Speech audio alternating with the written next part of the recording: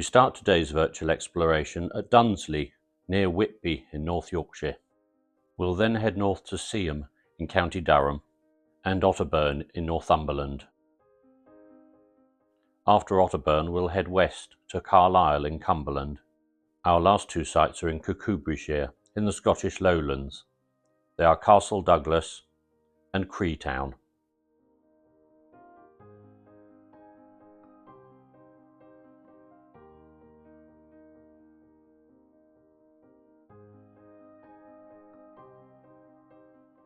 A landing ground was available throughout the 1930s at Dunsley Hall near Whitby.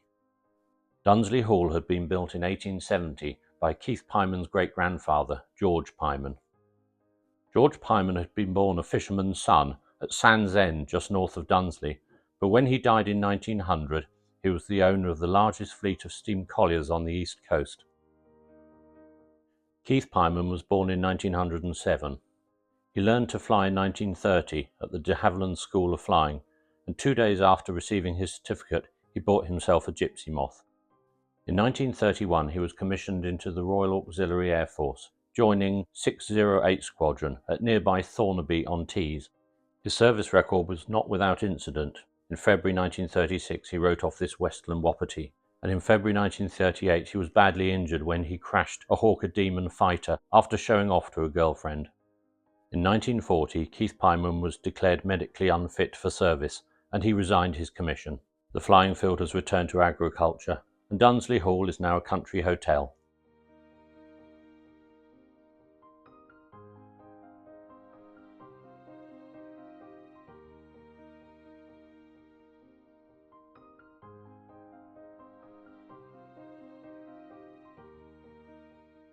Amongst the pages of the 1938 guide was this memo offering the use of Lord Londonderry's private landing ground at Seaham, County Durham. Lord Londonderry, or to use his short name, Charles Stewart Henry Vane Tempest Stewart, owned several collieries at Seaham.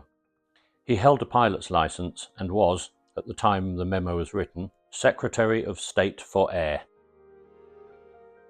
The landing ground can be seen in this photograph. His lordship was very enthusiastic in his undertakings as secretary, lobbying the Treasury hard for extra money for the Royal Air Force, at a time when expansion wasn't seen as necessary by many. In spite of his undoubted support of the RAF, his lordship was removed from the Air Ministry early in 1935, although he remained as the leader of the House of Lords. He was accused of being a little too close to Hitler's henchmen.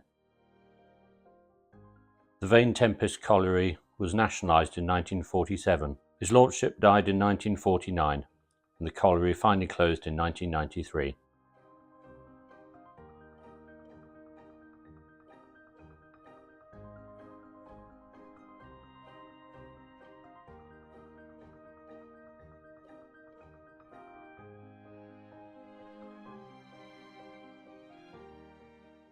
The landing ground at Otterburn Hall was on a ridge to the northwest of the hotel it served. The hall had originally been built for Lord James Douglas in the 1870s, and then sold to be used as a hotel in the 1920s.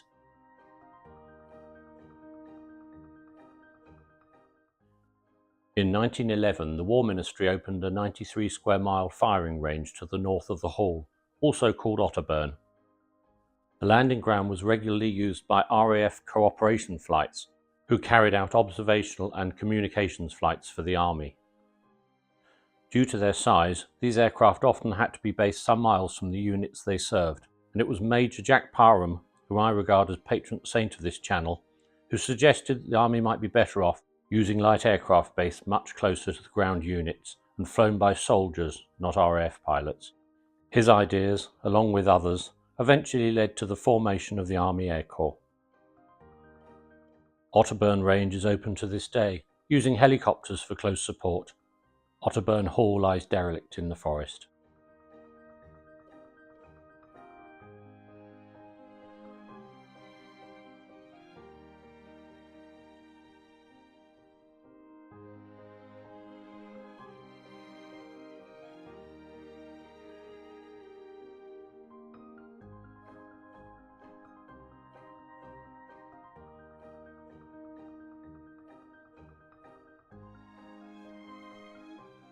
Carlisle Corporation bought 200 acres of land and opened an aerodrome a couple of miles to the north of the town in the early 1930s.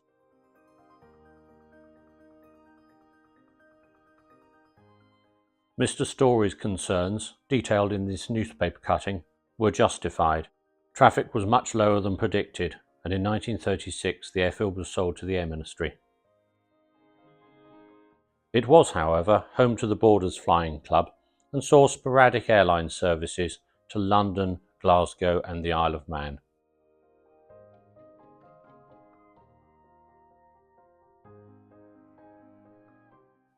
Under Air Ministry ownership, the airfield was enlarged, and at the outbreak of the Second World War it was handed to the Royal Air Force, becoming RAF Kingstown.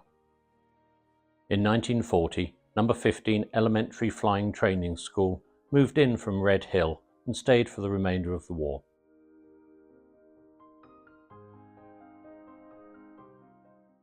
On the 24th of November 1941, an RAF Magister training aircraft was stolen from RAF Kingstown by two escaped Luftwaffe officers. Lieutenant Heinz Schnabel had been shot down on the 5th of September 1940 in his Messerschmitt 109, crash landing at Aldington in Kent. Oberleutnant Harry Wappler was captured on the 12th of September 1940. He was pilot of a Heinkel 111, returning to northern France from a bombing mission over Ellesmere Port. The aircraft struck two barrage balloon cables and crashed on a house in Newport, South Wales, killing two teenage children, Malcolm and Myrtle Phillips.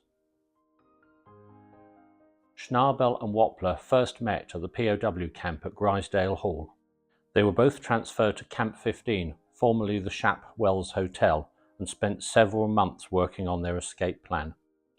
On the 23rd of November, under cover of darkness, they escaped the camp and boarded a slow-moving northbound freight train on the notorious Shap Incline. Disguised as Dutch officers, complete with false papers and uniforms disguised with tinfoil and plaster of Paris, they had little trouble entering the camp along with a group of airmen returning from the cinema. In the morning, after hiding behind a hangar all night, they persuaded an airman to start a Miles Magister for them, and they set off. Had the fuel tank been full, they might well have succeeded in their plan to reach the occupied Netherlands. As it was, with only half a tank, they had to land near Scratby in Norfolk. Their escape plan had already been discovered, and soon after landing they were captured. Their captors showed genuine admiration for the audacity of their plans, and they were both rewarded, 28 days in solitary confinement and a one-way ticket to Canada.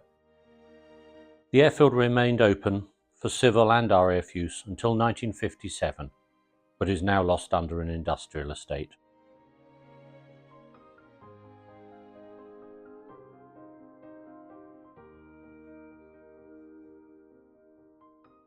RAF Kingstown had been too small for most service aircraft, other than trainers, and in 1941 a new airfield opened a few miles to the east.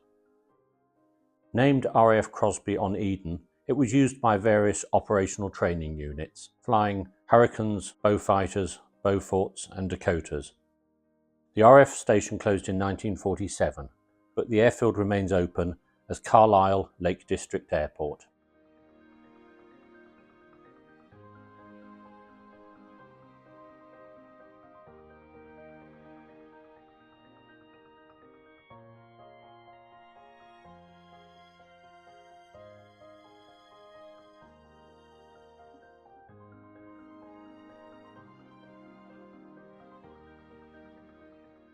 The landing ground listed at Castle Douglas was actually at Mains of Greenlaw, a couple of miles northwest of the town. It's one of the few landing grounds for which I have discovered no information. The field is now part of a larger field.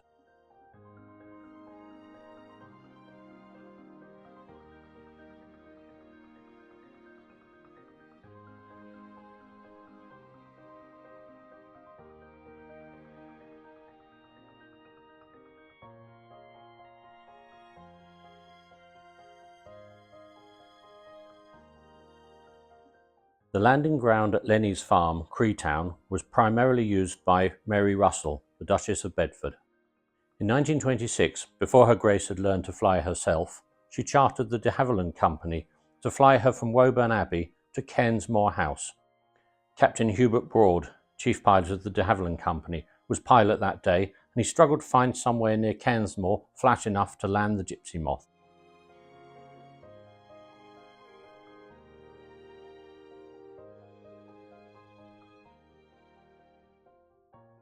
There was better, flatter land further south, hence the landing ground at Lenny's farm.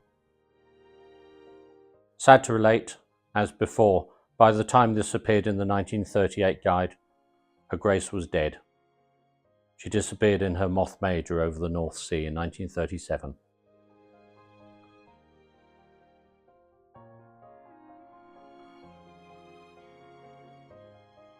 Thank you for watching.